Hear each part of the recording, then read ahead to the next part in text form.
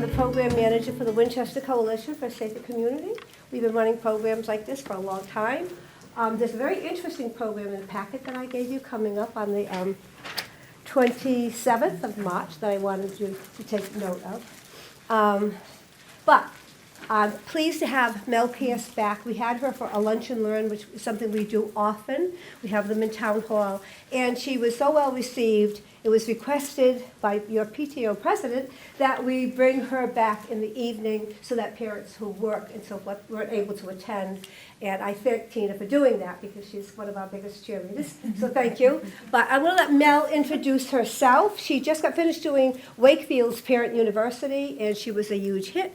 I learned about her from up Tri-Town area where she's been in almost every school. But welcome to Vincent Owen. Welcome back to Winchester.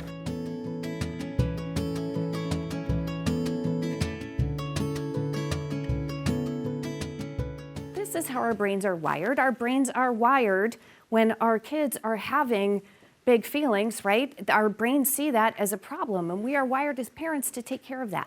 So that is completely normal. Unfortunately, these instincts don't serve us because they don't work a lot of the times when the kids are having big feelings. And so when that doesn't work, we try something else, we try something else. We keep trying to solve for that big feelings, but unfortunately we are solving for the wrong problem. And the reason is the secret to parenting through big feelings isn't to stop your child from experiencing them, but to help them learn how to navigate through them. Kids are going to experience frustration, anger, shame, disappointment, anxiety, all those things, they're going to come up throughout their lives. And if we are always just trying to fix for whatever is causing that particular feeling, we only fix that one situation. If we help our kids gain the tools to deal with the feelings in general, no matter what is causing them, that's where we help prepare them for life skills in general. So to do that, I'm going to start by talking about the brain-behavior connection. I teach this in every single workshop I give, not just big feelings, but all of them. And because I want to help parents understand how their child's brains are developing. And I do this using animals. And the reason I use animals is, one, it just makes it really easy to understand. And two, it also gives you the language, so at some point you can also explain to your kids some of what is going on up here for them. I typically find that kids can start to understand these concepts between 8 or 9. And I had one mom tell me later, she said, "Mom, don't worry, I've got the barking puppy." So I'll explain the barking puppy. But she was starting to understand the concepts of what was going on and with her brain, and then could start to work with that, and it made it easier. So let's start with the monkey. The monkey is the downstairs brain. And the monkey only knows how to fight, flight, or freeze. That is the survival instinct. A lot of times I'll put my hand in the back of the head because it's that primal brain back here. We see that in our kids as the urge to fight, run away, or shut down. The monkey drives action without thinking, and it is strong emotions of fear, anger, and excitement drive the monkey. And basically that kicks in our sympathetic nervous system, which is that survival instinct, that stress response. And so they've done studies. When we experience fear, basically our brain shuts down and our legs get stronger. When we experience anger, again, brain shuts down, jaw gets stronger. And that goes back to the ability, fear, you might need to run away. Anger, you might need to fight, the jaw's gonna get stronger. Either way, the brain is shutting down in both ways. And the chemicals are flowing to the body to get the body ready to respond. Next is the upstairs brain. This is the wise owl, I call it. The wise owl is the prefrontal cortex. The wise owl is responsible for thinking and logic, ability to solve problems, helps control impulses, ability to use words. It is completely under construction in the early years. So it is developing all throughout our children's childhood up until through, honestly, 8 or 9. Goes through a complete remodel in the teens. It is not fully developed until the mid-20s, about 24 in girls and 26 to 27 in boys. And so when I talk about the monkey is fully developed by about age 1. Upstairs brain, wise owl, many years later. So just know that, and also when you think about the thinking and logic, all those are skills that our kids have to develop, as well as impulse control, all of that. And in between is the amygdala. I'll go like this. The amygdala is the barking puppy. This is the emotional processing. It's always on alert for danger and drives quick action, typically without thinking. So for ourselves, if our kids are with us, we're walking up to the side of the street and we go to cross and we see a car and our arm automatically goes out, that's the amygdala. We don't think, we just respond. And that's the amygdala kicking in. In our kids, the amygdala is still a puppy, so it barks easily even when there's not danger. So that's why when our kids all of a sudden have a big outburst and we're thinking, I don't understand, this really isn't that big of a deal, but they've made it into a really big deal and get all worked up, that's their barking puppy kicking in. And so what happens when the puppy starts barking, right, the wise owl flies away and we are left with the monkey. And that's a problem because when the monkey's in charge, the monkey only knows how to fight, run away, or shut down. And that wise owl piece, that piece where we are trying to talk to them through it, right? The wise owl's gone. We're trying to talk to the wise owl and the wise owl's not there anymore. And it's the monkey that's in charge. And also, the other point to remember is that the wise owl in our kids is young and still developing, and it takes a tremendous amount of energy to keep the wise owl online. So I don't know if you've ever done, and now particularly like if you do work where it's really heavy duty thinking, afterwards you're tired. I remember learning how to drive. When I learned how to drive, I had to, it's all the different pieces coming in. You have to know like hands here, like gas, brake, direction, where you're going. I had to practice keeping my arms straight so I wouldn't turn my head. Otherwise, whenever I turned my head, I would take the wheel with me. But either way, when I got home, I was exhausted, absolutely exhausted, and I hadn't been out very long. And now, you want to go to the grocery store, you get in the car, you don't even think about it. You're at the grocery store, and in the meantime, you're thinking about what you're going to buy and make for dinner that week, what other errands you need to run, because it has all become programmed. But until it is, it's all wise owl and it's conscious. And so when our kids are at school, a lot of it is still wise owl work. They have to think about stay in line, focus, all the different pieces. It's all up here. That's why when they get home, they're exhausted. And when they're tired, and we know when they're tired, when they're hungry, all of that, right? They don't have as much energy to keep that wise owl online. So we're going to start with going through some tools, parenting tools, and I call it the Big Feelings Parenting Protocol, because I feel like there is a different parenting protocol that comes up when your kids are going through big feelings, because our instincts are not really going to serve us well. There are other things we want to do. First of all, remember the monkey's in charge. So when the monkey's in charge, it is not that they won't behave, it's that they can't. Wise owl is completely gone, monkey's there. So just the concept of the monkey and the wise owl and the barking puppy, that will help you in that moment when your child is there, remembering, okay, this is the monkey. So the second thing I recommend you do is name the monkey. Come up with a separate name, and I recommend different names. Like I will say Morty or Veruca, typically ideally names that none of their kids' friends are gonna have. So you don't wanna have Molly show up and you're like, wait, Molly's the monkey, right? You don't wanna do that. So come up with a different name. And this way you can remind yourself, okay, this is Morty or this is Veruca. This isn't, little Jimmy, little Jane, whoever, because that way it's not your child.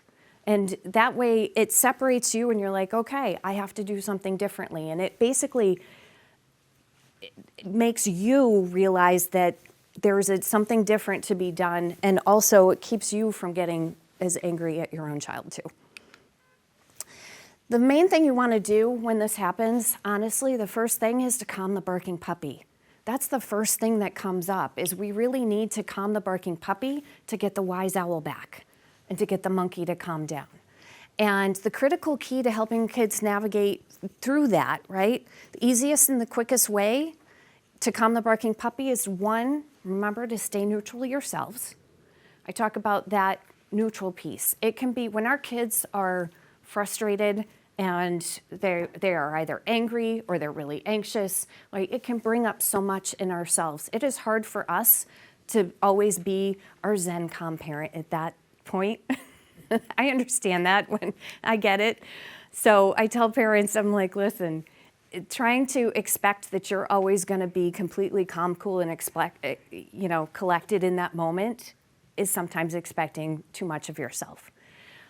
But you also don't want to become a raving lunatic either. But there is a big space in between, and I call it the land of neutral. And if you can just remain neutral yourself and not get sucked into their emotional vortex, even if like you're just barely hanging on, the more neutral you can stay, the easier it's going to be for you. Because if you do get worked up, right, what happens is your own monkey gets worked up. Once that happens, your tools are going to go right out the window. So if you can just stay neutral, you can remain more in control, remember your tools, and then pay attention to how they feel and validate what they're experiencing. So someone that may be like, I can see you're really frustrated. Like, yes, you're frustrated. I understand. Like, your brother took whatever you were playing with or came and knocked down all your Legos. I get it. You have a right to be frustrated. Unfortunately, you can't hit your brother when you're frustrated, right? So it's like, yes, it's okay to get mad. It's okay to be angry. And let's talk about what to do with that. But just putting words to what they're experiencing, especially the littles. So imagine when we have feelings, they are an energy signature in our body. So for example, when I'm angry, I know that I describe it as like I see red. It is like pinballs going through my arms and legs. Like I have a hard time sitting still. And so that's an energetic vibration in our body. And for littles, when they have things come up for them, if they get scared, they get anxious, they get angry, they may have feelings come up in their body and they can't necessarily put words to it. So sometimes when we help by putting words to what they're experiencing for emotions, that in and of itself can help them start to calm down. And for us, just neutral face, very matter-of-fact voice. We don't want to use a little like, oh, I'm trying to think of, I don't even have a word necessarily to describe that kind of voice, but we don't want to go to there. We also don't want to use a big loud voice. Ideally, we just want a neutral face, neutral voice. And ideally, again, because emotions are contagious, we're working to bring them back down to us instead of us going up to them. Next, don't feed the monkey. So our instincts are typically to keep talking. That's one of the things that we tend to do is we want to fix things, we want to reason, justify why a behavior isn't appropriate, but that is only going to feed the monkey. So ideally, once you have named the emotion for them and just accepted it, kind of validated their experience, just stop talking and breathe yourself.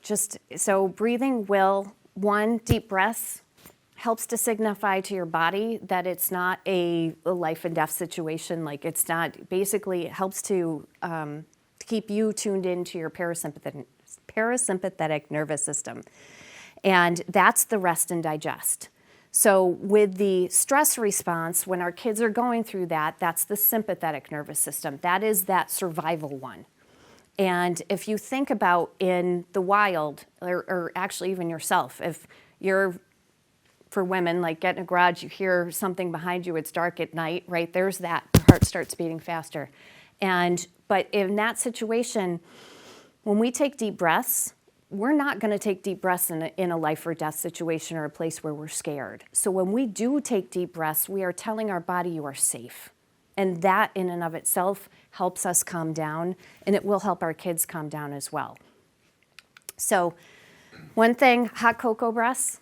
This is just model deep breathing yourself to help calm down that stress response in the nervous system, and ideally your child will start doing it as well. And for them, it's just you're smelling the hot cocoa. So it's a deep breath in and blowing on it to blow it out. And I was with a group of occupational therapists last week, and the one thing they said for parents to know, they're like, you want to teach them to do this, not just in situations where they're upset, but just like teach it to them, help them practice to do it on a regular basis. And so it starts to become more of a normal thing for them and not just like in the moment. I said, that's a good idea. So I said I would share it. Next tool, not all kids are going to want to take deep breaths, especially if they're really upset. They're not going to want to do that. So this is another one to just plain let it out. Like, okay, instead, because a lot of times when our kids are upset, we're telling them, calm down, calm down. And sometimes it's like if we let them have the emotions will move through our body in 90 seconds if we let them. And so sometimes it's like, you know what, drink, just let it out. Or shake it out, stomp it out. Animals will shake after in the wild. So once they have been chased, if a lion is chasing an animal and the animal happens to get away, it then has all those chemicals running through its body and it will shake as a way to calm down, and so it can go back to eating and grazing. And so the shake it out, stomp it out, just get them, shake it out, stomp it out, let those feelings out. That's another way to help them move through those big feelings when they're having them.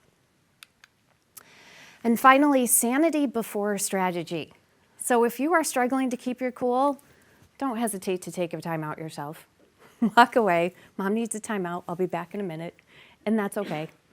That's okay. And that's just always one thing critical I recommend. So now we're going to go through some common mistakes, and I'm going to tie in some examples from my coaching and also back to some of the tools as well.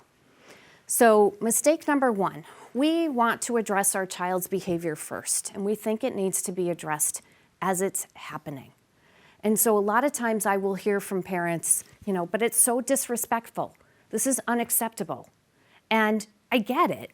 I really do. And that part of, there are times it is completely disrespectful, the certain things. And that's where I say, yes, I get it. And remember that is the monkey talking. And unfortunately, what happens for you, though, keep in mind, when you are thinking it's disrespectful, can you feel like your hackles going up already? I can. I can feel my hackles going up. That's when we are engaging our own monkey. So if we're having that talk going on ourselves, we are going to put ourselves in our monkey brain, and that's when we're going to go at it with our kids. So know that a lot of times our kids don't like losing control when they're experiencing big feelings. It's not that they won't behave, it's that they can't. And I hear from parents a lot of times that the kids will have meltdowns, they'll have big outbursts, and afterwards they'll feel awful. And they'll feel really badly about it. And so they don't like it. Now, on the flip side, as parents, I also recommend there are certain times where, yes, your kids are working to control you. And I also say, we don't negotiate with terrorists. And so there's that happy medium of knowing when your child is working on getting their way at something or versus it really is the monkey in charge. And there is either way, there is a way to stay calm, stay neutral yourself, acknowledge yes, you may not like what I'm saying, you may not like this, and it still needs to be done. And so there's a way to do both, but just know that if it really is the monkey and that's going on, we really do have to address that and get the whys all back before we start addressing the behavior. Mistake number two, trying to logic, reason, or problem solve with your child when they're upset and experiencing big feelings. So I talked about in the beginning, I talked about the mom who had the 9-year-old who was experiencing anxiety and didn't want to go to the birthday climbing party. And the mom was trying to reason and logic and work through it, and that didn't work. And so I taught her these concepts. She then had, a couple weeks later, their family was out to dinner, and the daughter said, can we go to the restroom? And got there and she said, I'm feeling anxious. And the mom in the past would have said, there's no reason to be anxious, you're gonna be okay. This time she said, it's okay. We all get anxious at times. Let's do some of our breathing. And they breathed through it. And it took maybe 5 minutes. They went back and finished the rest of their dinner. And she told me this afterwards. She said, I was amazed. Before, it would have literally ruined the rest of the evening. and her daughter would have had a meltdown. And this time it went much better. And it just was really working through it. She didn't try to logic or reason or problem solve. She just kind of acknowledged the anxiety, took some of the deep breaths, they worked through it, and they were able to move forward. Mistake number 3, we give up our control as parents and caregivers. Now, we do this in a number of ways. One is we tend to, when our kids push our buttons, right, they're controlling our feelings. They are getting us worked up.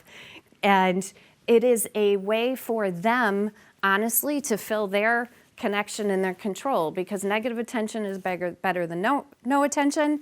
And controlling, when they push our buttons and they get us worked up, they fill their own control bucket.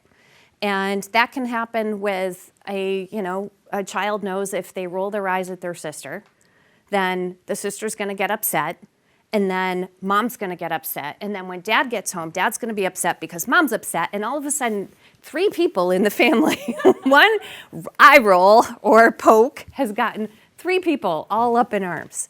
So it is just a way that, like I said, for kids to fill that control bucket. The other thing that happens is a lot of times we can, as parents, we will look to our kids to control themselves when they're out of it. Like, you need to calm down. You need to do all the different things, right? We're telling them things they need to do at a time when they have no control. So it may come down to, I won't let you, like, I'm not going to let you hit your brother. I'm not going to let you hit me. Like, I'm not going to let you, I won't let you have this outburst here, whatever it is. We have to leave. Whatever you need to do, but remember that, again, when your kids are in that monkey mode, they don't have their control, and you need to get it. You may need to help them with it and through it. Mistake number 4, we take their behavior personally and we make it mean something about us and our parenting. I say this tends to happen more often than not when you're out in public, or when you're with your relatives, or when your child is a little older and a teenager, and, and then they're accusing you. You make me anxious. You're making me mad. And you're like, what do you mean I'm the one making you anxious? I say that for personal experience, by the way. So this is like just knowing that if you can take a step back. I know this happened with my own daughter accusing me of being anxious, and thankfully I wanted to say, what do you mean I'm making you anxious? Thankfully, my training kicked in, and I said, can you tell me what exactly it is you're anxious about? And when she described it, it wasn't anything to do with me. And so just knowing that, it's like recognizing that, and then also preparing ahead of time, especially if you're going to be out in public, knowing that, okay, have a backup plan. Know that just being able to separate, like, okay, because we can't ever control our kids. Would love to say that we could, we can't. And so they may do things out in public. They may do things when we're in front of our relatives or our parents, and realizing if you can take a deep breath and realize that there are times where it happens and just work through it. But it doesn't mean anything about you and your parenting. When you do take it personally, that's when, again, your own monkey brain kicks in. So know up front that your brain will want to justify and reason with them, because you're going to want to keep talking. And you're going to want to tell them why they can't have or do what they want to do, why they shouldn't be so upset, what else they need to do. And unfortunately, all that talking is only going to make their puppy bark harder and feed the monkey. So it's just recognizing that at that moment, like, sometimes you just plain need to stop talking and breathe. And there is one other mistake, and that is working to manage our own reactions and gain awareness of our own programming and triggers. And I say this from personal experience. So I mentioned I didn't learn a lot of these tools until later. And when my kids were younger, I was a full-time working mom, lots going on, all of that. I was not as good at managing my own emotions, and I yelled quite a bit more often. And it reflected in my kids. And once I did start, honestly, I hired a coach for work, and I didn't realize that the tools I was using were making a difference at home until my daughter commented that things were different. And when I asked what had changed, she looked at me and she said, "You did." I said, "Okay." And she also said, "You know, I've noticed you've stopped yelling, and I'm going to work on not yelling as much too." She had a habit of being a little hot-headed with her friends and would yell more often, and was getting a reputation for that. And she changed, and it really, all of it affected my family to the point where it changed changed my relationship with my kids, and changed our house. I've had people ask me, they're like, "How do you deal with a spouse?" And I said, "I will tell you from personal experience, when you start to change, your spouse will too, a lot of the time." So it all has a trickle-down effect. And as you learn and work through things, your kids do notice, and they learn from you. And when we model keeping our own cool through challenging situations, our kids learn from us. So I'm going to do a quick tools recap here. Just again, the secret to parenting through big feelings isn't to stop your child from experiencing them, but to help them learn how to navigate through them. We talked about the monkey, the wise owl, and the barking puppy. And name the monkey. I highly recommend coming up with a name for the monkey. And calm the barking puppy, stay neutral yourself, and name it to tame it. Don't feed the monkey, just work on not talking as much. Hot cocoa breaths, and if they don't want to breathe, let it out, stomp it out, shake it out, and then sanity before strategy. And just remember that perfect parenting is not the goal. It's not good for your kids. One, it's not feasible to be a perfect parent all the time. Two, perfect parenting, having our kids try to live up to that expectation of being perfect and I have to be perfect isn't healthy. And also, when we make a mistake and then we take responsibility for it, we apologize, we work on making the repair of whatever happened from the mistake, and then we work to change so we're not making the same mistakes over and over again. That's how our kids learn too. That's how they learn that it's okay to make mistakes. We do make mistakes. And then what do you do when you do make a mistake? So that's why I highly recommend making mistakes, own up to them, help teach your kids the process of what that looks like. And that's why I'm here. I really want to help take the guesswork out of parenting, to help parents understand what's going on, the brain-behavior connection, and to help all parents build a new confident parenting toolbox so we can raise a new resilient and emotionally healthy generation from the ground up. So I'm going to leave this up. This gets you to my, I call it the Confident Parenting Community, but basically it's my email list. I send out articles once a week. Of the articles I write, I send out additional tips and strategies, and then my email is there as well. So if you have any questions, do feel free to email me.